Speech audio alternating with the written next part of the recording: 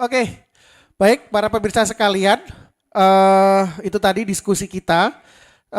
Kita masuk di segmen terakhir, closing statement dari para pembicara kita terkait dengan apa yang telah kita diskusikan pada malam hari ini. Yang pertama dari Mas Joko sebagai pegiat amal usaha Muhammadiyah di bidang sosial.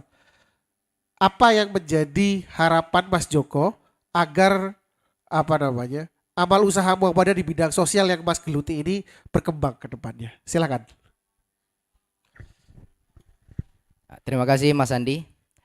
Kita kalau bicara prospek tadi emang prospek untuk maju, untuk berkembang ke depan emang kecil. Cuman optimisme itu tetap harus 100%. Optimisme ini harus didukung oleh pihak-pihak yang ada seluruh. Dalam hal ini harapan yang ingin saya sampaikan, mengingatkan dan menghimbau kepada seluruh warga Persyarikatan Muhammadiyah maupun simpatisan dan masyarakat umum yang ada, bahwa panti asuhan Al-Mubarak itu ada.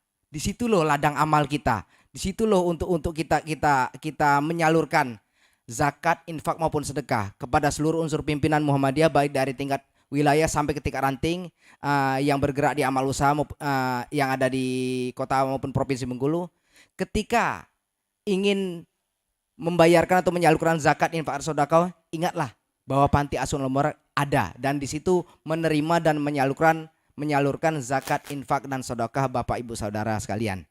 Selanjutnya kepada unsur pimpinan yang ada, kami sampaikan bahwa kami di panti asuhan Al-Mubarak menunggu dan mengharapkan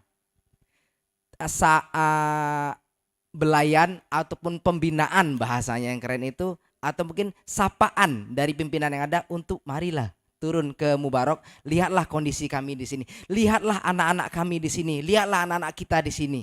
Anak-anak kita ini butuh apa? Anak-anak kita itu ingin apa? Karena yang dibutuhkan oleh anak-anak itu bukan cuma sekedar makan, bukan cuma sekedar kebutuhan fisik ataupun materi, tapi mereka juga butuh siraman rohani. Mereka butuh kasih sayang. Dari mana? Dari kita semua para orang tuanya yang ada di unsur pimpinan.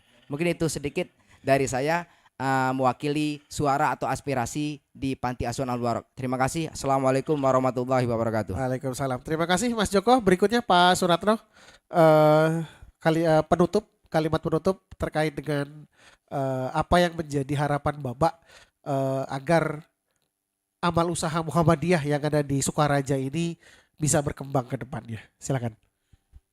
Yang pertama, harapan kita ataupun harapan seluruh warga Perserikatan Muhammadiyah yang ada di Sukaraja tentunya ingin mewariskan amal usaha ini kepada anak cucu kita nanti dan bisa berguna bagi seluruh umat yang ada di Sukaraja maupun di atas bumi ini. Mungkin itu saja, dan mohon doanya mudah-mudahan cabang Sukaraja bisa maju dan bisa berkembang seperti cabang-cabang yang lain.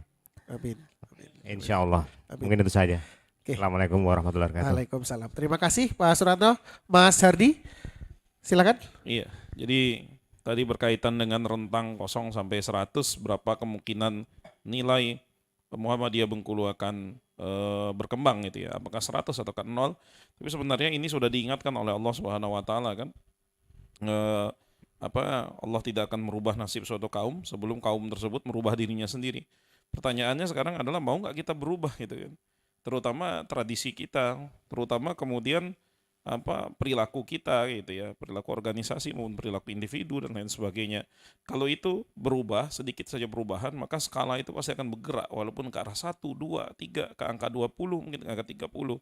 Sebagaimana cerita yang sangat indah sekali malam hari ini disampaikan oleh Pak Suratno, mulai dari pedet sampai kemudian sapi, kan merangkaknya kan pelan-pelan tapi pasti ya Pak ya, tiap tahun pasti ada perkembangan, itu kan enak gitu ya, daripada jrenget gitu, karena di zaman viral sekarang itu cepat naik cepat turun Mas. Itu saja. Terima kasih. Terima kasih Mas Hardi. Mas Sobar, kalimat terakhir, kalimat penutup terkait dengan diskusi kita malam hari ini, sekaligus mungkin pesan-pesan agar para pegiat amal usaha Muhammadiyah kita yang malam hari ini menyaksikan melalui tayangan YouTube bisa tetap menjaga api jihadnya dalam mengobarkan dakwah Muhammadiyah melalui amal usaha. Monggo Mas Sobar. Saya kira penting yang harus dipegang oleh para pengurus sekaligus pengelola Mas Sobar. amal usaha Halo. Muhammadiyah bahwa, halo, ya, halo, Suaranya saya belum kira, masuk Mas Sobar? Suaranya ya, belum halo, belum muncul. Sebentar. halo, suaranya sudah? Di YouTube sudah ada ya. Oke oke, maaf. Oke, di studio tidak muncul suara tapi di YouTube sudah keluar. Silakan. Lanjutkan Mas Sobar. Saya kira penting ya untuk pengelola amal usaha Muhammadiyah dan pengurus Muhammadiyah untuk mencermati kembali bahwa dan mengingat terus kembali bahwa tujuan Muhammadiyah itu adalah untuk menegakkan dan menjunjung tinggi agama Islam sehingga terwujud masyarakat Islam yang sebenar-benarnya. Menegakkan dan menjunjung tinggi agama Islam salah satu manifestasinya itu adalah dengan beramal ilmiah dan ilmu amaliyah. Dan salah satunya wujudnya yang paling nyata itu adalah mengurusi aum. Jadi kalau parameter sebuah aum yang unggul atau contoh amal usaha itu pendidikan, umpamanya kampus. Ya salah satu parameter unggul dewasa ini umpamanya harus Kistar dan ranking nasionalnya itu ranking 1, 2, 3 atau setahunnya. Ya itu harus kita tempuh. Dan jangan lupa kita berjuang untuk ke sana itu menurut saya itu adalah bagian dari jihad real. Jangan silau dengan gerakan-gerakan lain yang cuma dalam tanda kutip prestasinya umpamanya mereka konkretnya mereka berteriak cuma kalimat Allahu Akbar di jalan, tapi wujud konkret nyata itu nggak ada. Menegakkan dan menjunjung agama Islam itu adalah konkretnya salah satunya itu menurut saya itu dengan mengurusi amal usaha Muhammadiyah. Jadi kalau kita sudah berjuang di situ terus-menerus saya kira itu adalah itu bagian dari jihad yang nyata. Itu terus selanjutnya terakhir saya mengucapkan terima kasih ini insight berharga juga dari Mas Joko Utomo, Pak Suratno dan Mas Hardi yang lama nggak ketemu dan saya punya keyakinan Bengkulu itu punya masa depan yang cerah karena kadernya banyak ada Mas Hardi, Mas Joko Utomo ini ada Mas Andi. Saya kira kalau ini didukung terus-menerus dan yang penting ini terakhir ini di kalangan di PP Muhammadiyah sekarang itu ada wacana diskusi dari teman-teman AMM tingkat nasional itu bahwa majelis itu juga perlu dievaluasi per tahun. Jadi mungkin di Bengkulu juga nanti itu perlu ada evaluasi per tahun. Saya yakin punya keyakinan kalau majelis itu berjalan pada sesuai bekerja sama tupoksinya dan serius, saya yakin di Bengkulu juga Muhammadiyah Bengkulu juga akan maju itu. Tapi kalau banyak majelis yang mandek kayak gitu, saya kira perlu dievaluasi. Anggota atau penggiat majelis yang nggak aktif ya sebaiknya langsung diganti aja dan harus merelakan. Karena ini Muhammadiyah itu betul-betul kayak gitu. Saya kira itu pesan terakhir saya dan mudah-mudahan apa yang saya sampaikan itu ada manfaatnya dan kalau ada yang salah, saya juga mohon maaf. Terima kasih Mas Andi dan semuanya.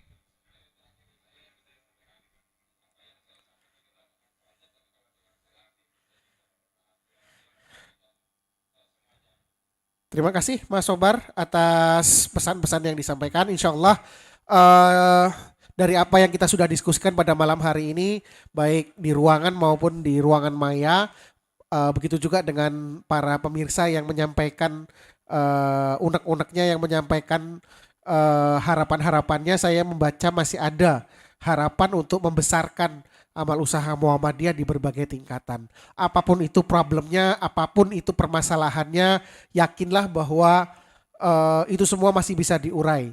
Selama Allah masih memberikan kita nyawa, insya Allah itu di saat itu juga kita masih bisa berbuat apapun itu untuk merubah untuk membesarkan amal usaha Muhammadiyah. Di Muhammadiyah kita diajarkan untuk bekerja secara jamaah. Di Muhammadiyah tidak mengenal yang namanya superhero, tidak mengenal yang namanya one man show, di mana satu tokoh bisa menyelesaikan semuanya.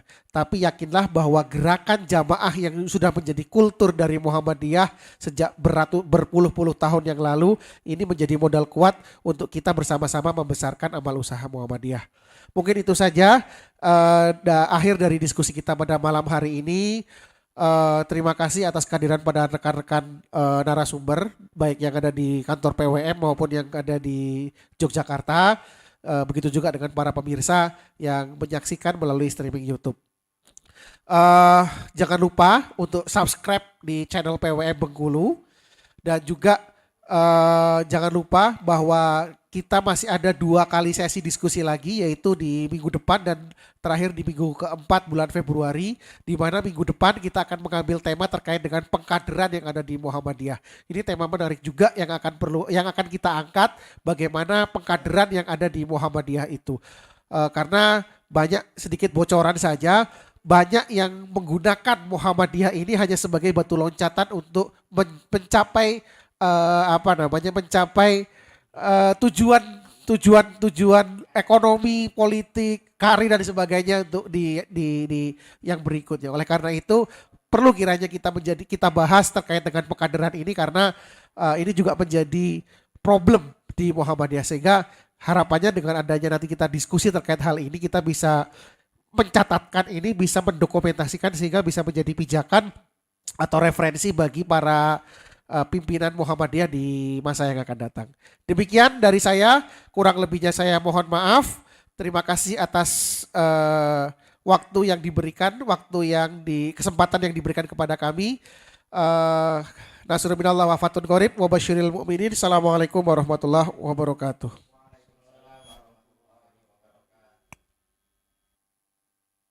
Sejarah Muhammadiyah di Provinsi Bengkulu tidak hanya meliputi masuknya Muhammadiyah di Kabupaten Rejang Lebong, namun Kota Bengkulu sangat berkontribusi dalam pengembangan Muhammadiyah di daerah ini. Tercatat dalam sejarah medio 1920-an, Ranting Kebun Ros telah berdiri dan mengabdikan diri pada masyarakat. Masjid Muhammadiyah Kebun Ros dan SD Muhammadiyah 1 menjadi saksi bisu tumbuh dan berkembangnya Muhammadiyah di daerah ini. Tercatat, mantan proklamator Republik Indonesia, Soekarno, pernah berkiprah sebagai majelis pengajaran di Ranting ini. Saat ini, amal usaha Ranting Kebun Ros terus berkembang. Bergeser sedikit dari Ranting Kebun Ros, Ranting Kebun Dahri telah berdiri dengan amal usahanya yang berkembang. Ranting yang terletak di Kelurahan Kebun Dahri ini telah menjadi jantung perkembangan Muhammadiyah di Kota Bengkulu. Dengan para pendiri kaum pendatang dari etnis Minang dan berprofesi sebagai pedagang, menjadikan Ranting ini sangat maju dalam hal pendidikan, pengajian, maupun koperasi untuk menumbuhkan perekonomian anggotanya.